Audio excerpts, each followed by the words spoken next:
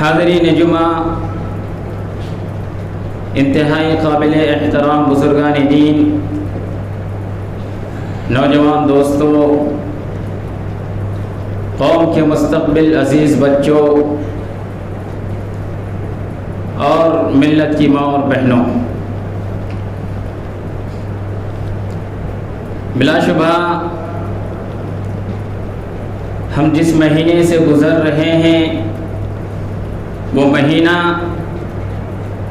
حرمت والا مہینہ نہیں ہے، وہ مہینہ ذی قعدہ کا مہینہ نہیں ہے، وہ مہینہ ذی الحجہ کا مہینہ نہیں ہے، وہ مہینہ محرم کا مہینہ بھی نہیں ہے، اور وہ مہینہ رجب کا بھی مہینہ نہیں ہے۔ وہ مہینہ دراصل رجب اور رمضان کے بیچ شعبان کا مہینہ ہے، اور شعبان کے اس مہینے کے حوالے سے پیارے نبی صلی اللہ علیہ وسلم جس عبادت کی خصوصی طور پر اہتمام کرتے تھے، جس کی طرف نبی کریم صلی اللہ علیہ وسلم کا پورا توجہ رہتا تھا، نبی کریم صلی اللہ علیہ وسلم جس طرف دھیان زیادہ مبذول کرتے تھے اس مہینے میں خاص طور پر، وہ کوئی اور عبادت نہیں بلکہ وہ عبادت صوم کی عبادت ہے، روزے کی عبادت ہے۔ پیارے نبی صلی اللہ علیہ وسلم اس مہینے میں کثرت سے روزہ رکھتے تھے۔ اما عائشہ رضی اللہ تعالی عنہا فرماتی ہیں کہ اللہ کے رسول صلی اللہ علیہ وسلم اس مہینے میں اتنے روزے رکھتے تھے حتیٰ کہ ہم یہ کہتے تھے کہ اللہ کے رسول صلی اللہ علیہ وسلم روزہ چھوڑنے والے نہیں ہیں۔ پھر اللہ کے رسول صلی اللہ علیہ وسلم روزہ چھوڑتے تھے، یہاں تک کہ ہم کہتے تھے کہ اللہ کے رسول صلی اللہ علیہ وسلم روزہ رکھنے والے نہیں ہیں۔ اور میں نے اللہ کے رسول صلی اللہ علیہ وسلم کو کبھی کسی بھی مہینے کے مکمل روزے کا اہتمام کرتے ہوئے نہیں دیکھا ہے سوائے رمضان کے، اور میں نے نبی کریم صلی اللہ علیہ وسلم کو یہ بھی نہیں دیکھا ہے کہ اللہ کے رسول صلی اللہ علیہ وسلم شعبان کے مہینے سے زیادہ کسی اور مہینے میں روزہ رکھتے ہوں۔ میرے بھائیوں، یہ حدیث متفق علیہ ہے، بخاری اور مسلم کی حدیث ہے، اور اس حدیث سے یہ معلوم ہوا کہ اللہ کے رسول صلی اللہ علیہ وسلم شعبان کے مہینے میں روزہ رکھتے تھے اور چھوڑتے بھی تھے۔ اللہ کے رسول صلی اللہ علیہ وسلم روزہ زیادہ رکھتے تھے اور کم چھوڑتے تھے، اور اس کی دلیل یہ ہے کان یصوم الا قلیلا بل کان یصوم کلا، کہ نبی کریم صلی اللہ علیہ وسلم اس مہینے میں کثرت سے روزہ رکھا کرتے تھے اور بہت کم روزہ چھوڑا کرتے تھے۔ اسی طرح آگے فرماتے ہیں بلکہ پورے مہینے کا روزہ رکھتے تھے اللہ کے رسول صلی اللہ علیہ وسلم۔ پورے مہینے سے مراد یہ نہیں ہے کہ اللہ کے رسول صلی اللہ علیہ وسلم شعبان کے مہینے میں 30 دن ہی روزہ رکھتے تھے۔ 30 دن کے روزے اللہ کے رسول صلی اللہ علیہ وسلم نہیں رکھتے تھے، لیکن کیونکہ اللہ کے رسول صلی اللہ علیہ وسلم اس مہینے میں کثرت سے روزہ رکھتے تھے، اسی لیے یہ بات کہی گئی ہے کہ پورے مہینے کا روزہ رکھتے تھے۔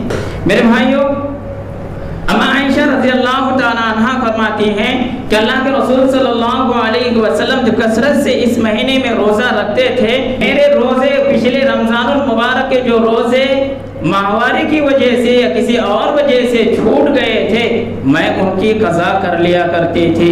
لہٰذا میں اپنے ماں اور بہنوں سے کہنا چاہتا ہوں کہ آپ کے بھی روزے چھوٹے ہوں گے، اگر آپ نے ابھی تک ان روزوں کی قضا نہیں کی ہے تو ایسی صورت میں آپ کے لیے ضروری ہے کہ آپ ان روزوں کی قضا کر لیں رمضان آنے سے پہلے۔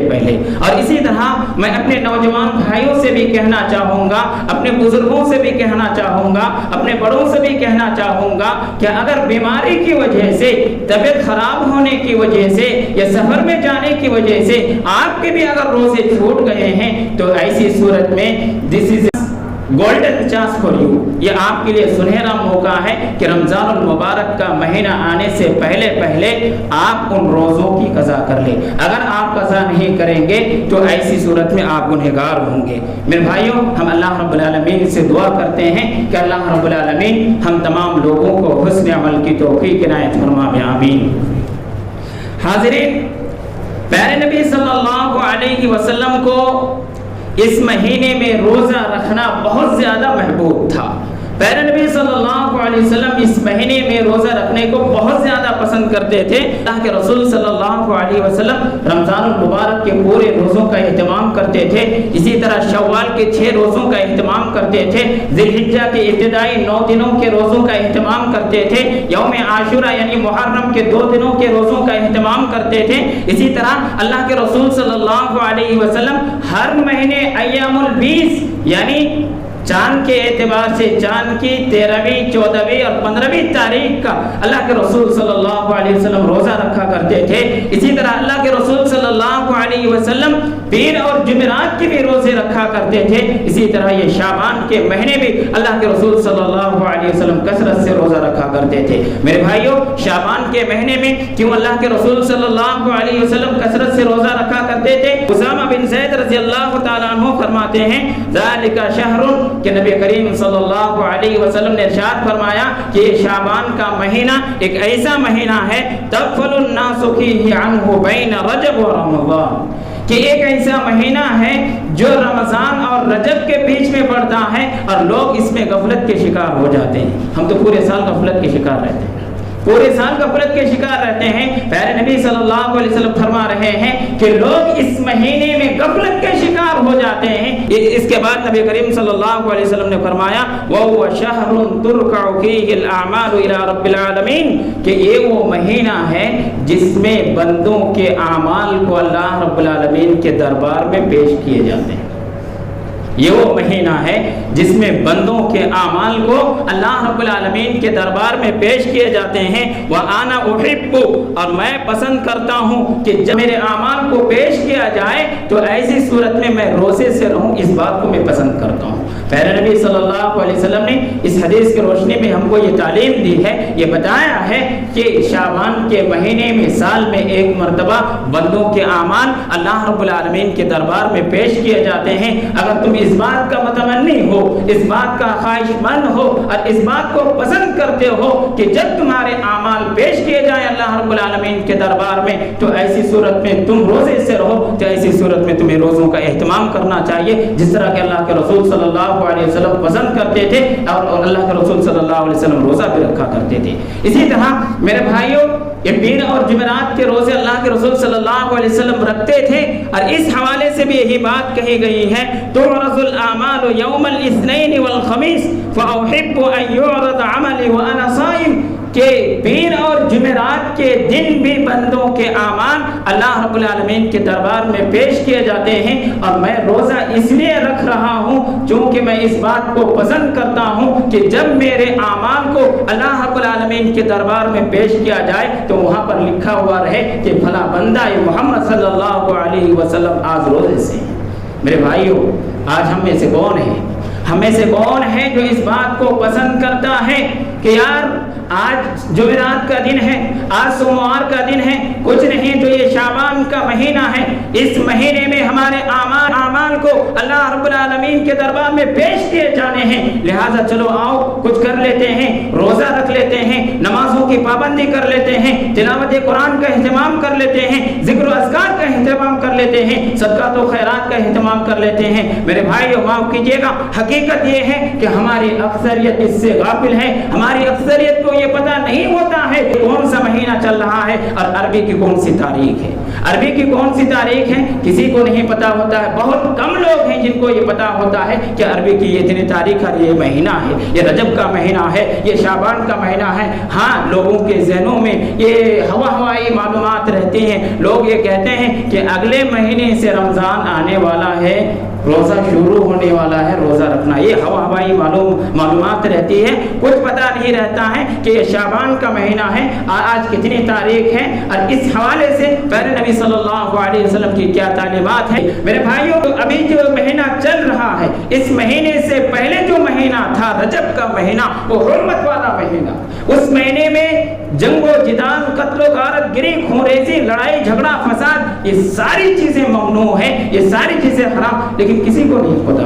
क्या फर्क पड़ता है, लोग झगड़ा करने वाले झगड़ा कर रहे हैं, गाली देने वाले गाली दे रहे हैं, लड़ाई करने वाले लड़ाई कर रहे हैं, झूठ बोलने वाले झूठ बोल रहे हैं, चोरी करने वाले चोरी चोरी कर रहे हैं, किसी को कुछ नहीं फर्क पड़ता है, बस आ रहा है वो महीना गुजर रहा है, इस तरह हमारी जिंदगी यूं ही तमाम हो रही है और हमें उसकी खबर नहीं है। मेरे भाइयों, बात अगर यहाँ तक होती कि हम दुनियादारी में लगे हुए हैं, हम दुनिया परस्त बन चुके हैं, हम मफाद परस्त बन चुके हैं, हम दौलत परस्त बन चुके हैं, हम दीनार और दिरहम के गुलाम बन चुके हैं, तो यहाँ बात समझ में भी आती थी। लेकिन मेरे भाइयों, ये वो महीना है जिसमें उम्मत मुस्लिमा की अक्सरियत बिदअत और खुराफात में डूबी हुई है, बिदअत और खुराफात में डूबी हुई है।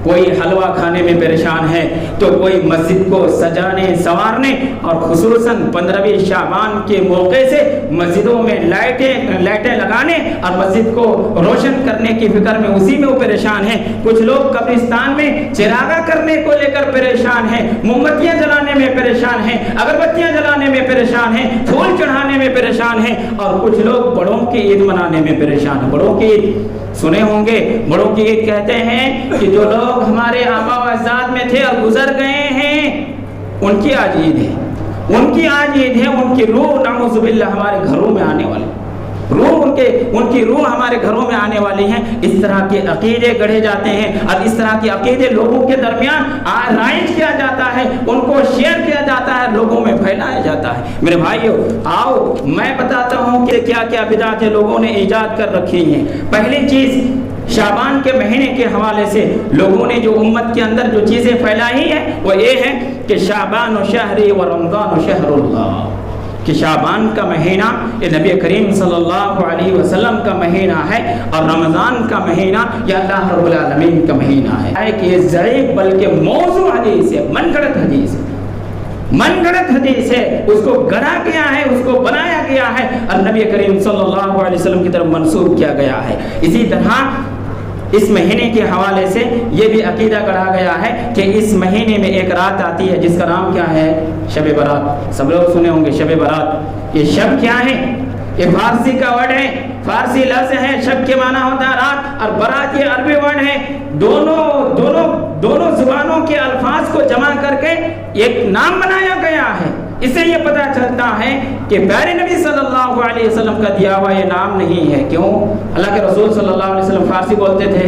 नहीं, अल्लाह के रसूल सल्लल्लाहु अलैहि वसल्लम अरबी बोलते थे। अगर अल्लाह के रसूल सल्लल्लाहु अलैहि वसल्लम का दिया हुआ नाम होता तो वो खालिस अरबी में नाम होता, जैसे सौम है, सौम है, सलात है, ये अल्लाह रब्बुल आलमीन का। इसी तरह नबी करीम सल्लल्लाहु अलैहि वसल्लम का दिया हुआ नाम है, इसमें किसी भी जुबान, किसी दूसरी जुबान का इसमें कुछ भी मिलावट नहीं है। मेरे भाइयों, शबे बारात इसका मतलब ये है कि नबी करीम सल्लल्लाहु अलैहि वसल्लम का ये दिया हुआ नाम नहीं है, बल्कि बात की पैदावार है। अरे शबे बारात के रात के हवाले से लोग ये कहते हैं, क्या कहते हैं कि इस रात में कब्रिस्तान को जाना नबी करीम सल्लल्लाहु अलैहि वसल्लम की सुन्नत है। दलील क्या देते हैं? दलील किस्सा आयशा रज़ी अल्लाह ताला अन्हा बयान करते हैं। किस्सा आयशा रज़ी अल्लाह ताला अन्हा क्या है? ये है कि अल्लाह के रसूल सल्लल्लाहु अलैहि वसल्लम एक मरतबा हज़रत आयशा रज़ी अल्लाह ताला अन्हा के यहाँ थे। अल्लाह के रसूल सल्लल्लाहु अलैहि वसल्लम अचानक कमरे से निकलते हैं और उसके बाद फिर बाहर जाते हैं। इतने में हज़रत आयशा रज़ी अल्लाह ताला अन्हा को शक होता है कि लगता है अल्लाह के रसूल सल्लल्लाहु अलैहि वसल्लम मेरी बारी में किसी और बीवी के पास जाना चाहते हैं। लिहाजा हज़रत आयशा रज़ी अल्लाह ताला अन्हा उठती है और उसके बाद घर से निकलती है और अल्लाह के रसूल सल्लल्लाहु अलैहि वसल्लम को पीछा करती है। देखती है कि अल्लाह के रसूल सल्लल्लाहु अलैहि वसल्लम बक़िया गरक़त गए हुए, कब्रिस्तान गए हुए।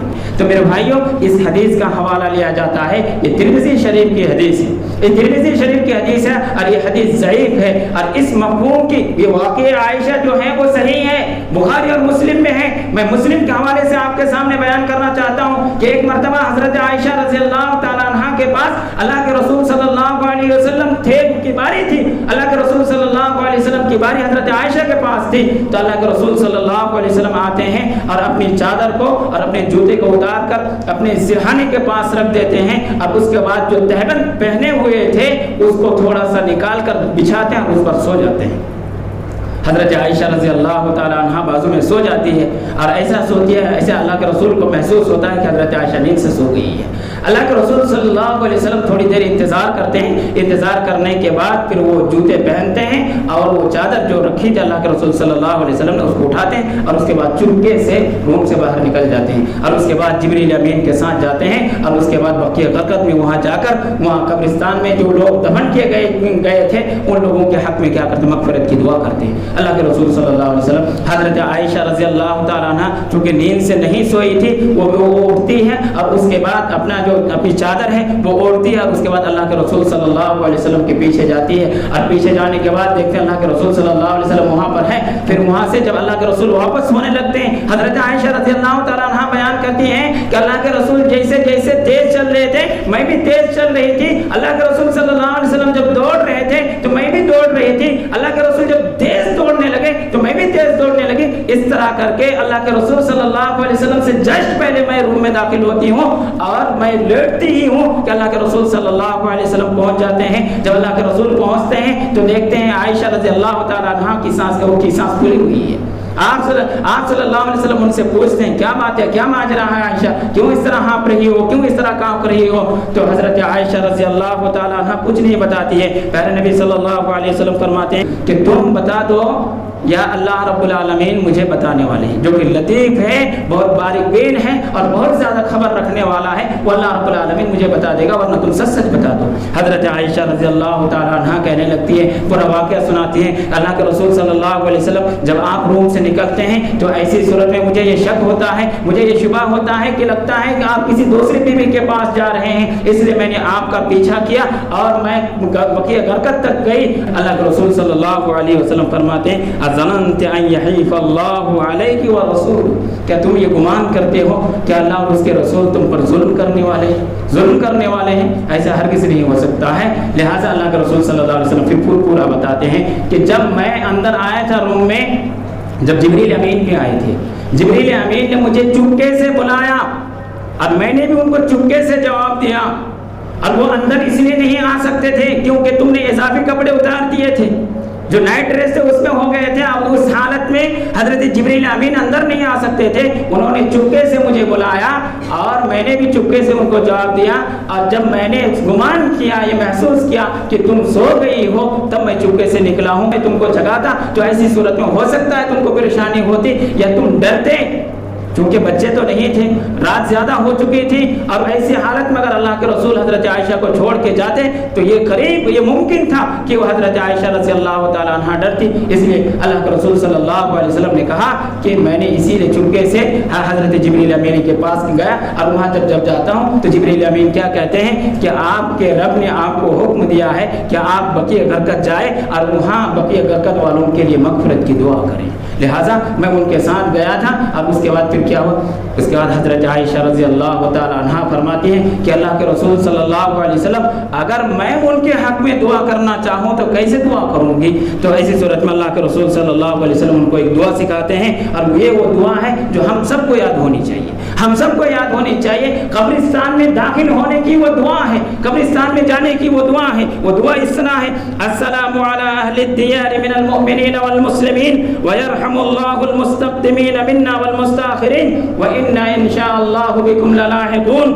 کیا سلامتی ہو اہل قبور پر، جو لوگ مر چکے ہیں، دفن کیے جا چکے ہیں، ان پر سلامتی ہو، خواہ وہ مومن اور مسلمانوں میں سے جو ہیں، مومن اور مسلمانوں میں سے جو لوگ مر چکے ہیں، جن کو دفن کیا جا چکا ہے، ان پر اللہ رب العالمین کی سلامتی ہو، اور اللہ رب العالمین جو ہم سے پہلے سبقت کر چکے ہیں ان پر رحم فرمائے، اور جو ہم سے متاخرین ہیں، بعد میں آنے والے ہیں، ان پر بھی اللہ رب العالمین رحم فرمائے۔ اسی طرح آگے دعا کرتے ہیں وَإِنَّا إِن شَاءَ اللَّهُ بِكُمْ لَلَاحِقُونَ، کہ یقیناً ہم تم سے عنقریب ملنے والے ہیں اگر اللہ رب العالمین نے چاہا۔ اللہ رب العالمین نے چاہا تو ہم عنقریب تم سے ملنے والے ہیں۔ میرے بھائیوں کی دعا ہر ایک کو یاد ہونی چاہیے۔ تو میرے بھائیوں کہنے کا مطلب یہ ہے کہ وہ واقعہ عائشہ رضی اللہ تعالی عنہ وہ صحیح ہے، لیکن وہاں اس بات کا تذکرہ نہیں ہے جس حدیث سے ان لوگوں نے استدلال کیا ہے، وہاں اس بات کا تذکرہ نہیں ہے کہ یہ واقعہ شعبان کے 15ویں رات کا واقعہ ہے، 15ویں رات کو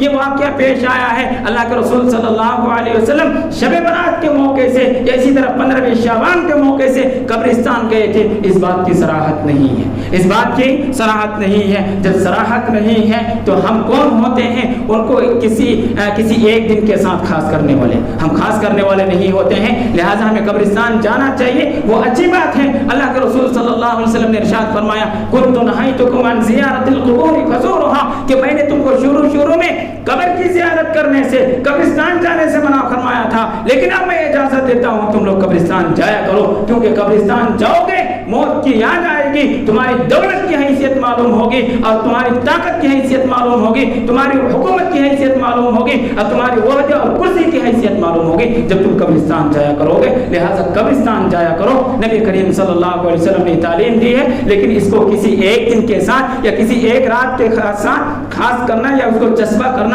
یہ قطعاً درست نہیں ہے بھائیو۔ اسی طرح تیسری چیز، تیسری بدعت، شعبان کی 15ویں تاریخ ہو تو ایسی صورت میں فقوموا لیلتها کہ 15ویں تاریخ کو کیا کرو؟ قیام کرو، 15ویں تاریخ کی رات کو قیام کرنی، پوری رات شب بیداری کرو، جاگو۔ اسی طرح وصوموا یومہا، اور دن کا روزہ رکھو۔ کیوں ایسا کرو؟ فإن اللہ ينزل فیہا، کیوں آسمانی دنیا پر اللہ رب العالمین نزول فرماتے ہیں اور اس کے بعد ندا لگاتے ہیں، اس کے بعد پکارتے ہیں اور اس کے بعد کہتے ہیں کہ ہے کوئی میرا بندہ جو مجھ سے بخشش طلب کرے میں ان کو بخش دوں، ہے کوئی میرا بندہ جو مجھ سے معافی مانگے میں ان کو معاف کر دوں، ہے کوئی میرا بندہ جو مجھ سے توبہ کرے میں ان کے توبہ کو قبول کروں، اس طرح ندا لگاتے ہیں۔ میرے بھائیو یہ صحیح نہیں ہے، لیکن اس مفہوم کی دوسری حدیث ہے جو بخاری مسلم کی حدیث ہے، وہ صحیح ہے، اور وہ کیا ہے؟ نبی کریم صلی اللہ علیہ وسلم نے ارشاد فرمایا ينزل ربنا تبارک و تعالی كل ليلة الى السماء الدنيا حين يبقى ثلث الليل الاخر، کہ جب رات کا آخری پہر ہوتا ہے ہر رات کو اللہ رب العالمین آسمانی دنیا میں نزول فرماتے ہیں۔ ہر رات کی یہ بات ہے، کے بعد ندا لگاتے ہیں، صدا لگاتے ہیں، پکارتے ہیں، ہے کوئی میرا بندہ جو مجھ سے پکارے میں ان کی پکار کو سنوں، ہے کوئی میرا بندہ جو مجھ سے بخشش طلب کرے میں ان کو بخش دوں، ہے کوئی میرا بندہ جو مجھ سے معافی مانگے میں ان کو معاف کروں، یہ ندا لگاتے میرے بھائیوں۔ تو معلوم یہ ہوا کہ یہ ہر رات کی بات ہے، اس کو شب برات کے ساتھ خاص کرنا یا اسی طرح 15ویں شعبان کے ساتھ خاص کرنا یہ درست نہیں ہے۔ اسی طرح چوتھی بدعت، یہ کہا جاتا ہے امت کے درمیان یہ چیز پھیلائی جاتی ہے کہ شب برات کی رات کیا ہے؟ بہت اہمیت والی رات ہے، بہت فضیلت والی رات ہے، اور اسی طرح مغفرت والی رات ہے، اور اس حوالے سے مغفرت کی بات آئی، فضیلت کی بات آئی تو پھر کیا اس میں دیکھیے حدیث کس طرح کے لے کے آئیں گے۔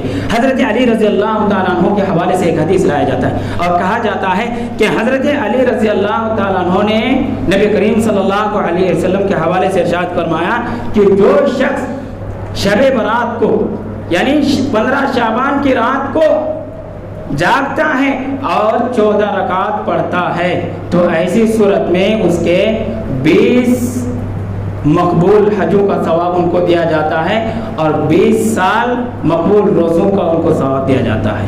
20 سال روزہ رکھیں گے وہ بھی مقبول جن کو قبول کیا گیا ہے، اور 20 مرتبہ حج کیے ہوں گے اور وہ بھی مقبول۔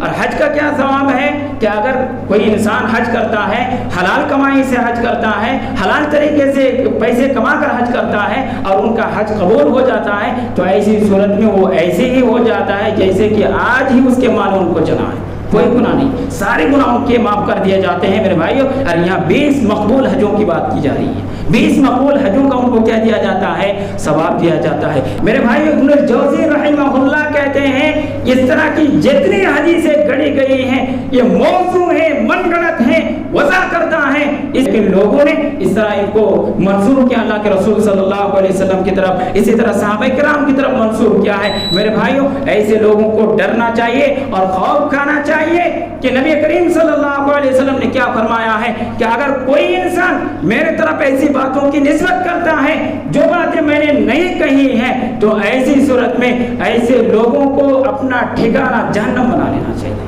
ایسے لوگوں کو اپنا ٹھکانہ جہنم بنا لینا چاہیے۔ اسی طرح پانچویں چیز جو بیان کی جاتی ہے وہ یہ ہے کہ یہ رات کیا ہے؟